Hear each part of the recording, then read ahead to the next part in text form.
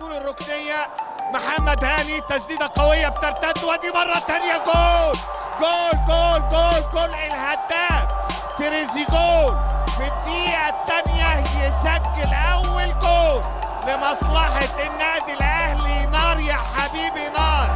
ما هذا المساء، مساء الاشتعال، مساء الياقوت الاحمر.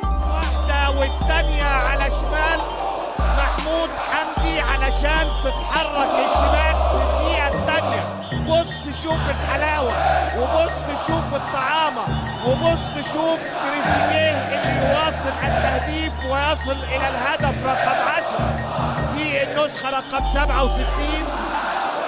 اي بدايه من النادي الاهلي الذي يسعى من اجل الثلاث نقاط مره ثانيه. اقتحام ديانج، هل خبطت في الايد ولا في الجسم؟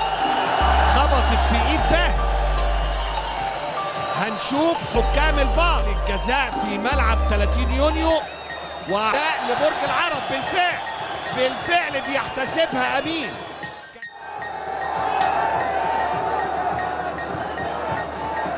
سابها ديانج لامام، وامام هيسيبها لتريزيجيه علشان يزود اللقاء كمان. دقيقة 88 تريزيجيه داخل، تريزيجيه داخل، تريزيجيه وجول جول جول جول جول. عملها تريزيجيه وسجل تاني جول في لقاء المشهد الأخير ولقاء اللقطة الأخيرة والسطر الأخير في النسخة رقم 67. محمود حسن تريزيجيه يسجل للنادي الأهلي تاني جول علشان يؤكد تقدم النادي الأهلي ووصوله إلى النقطة 53.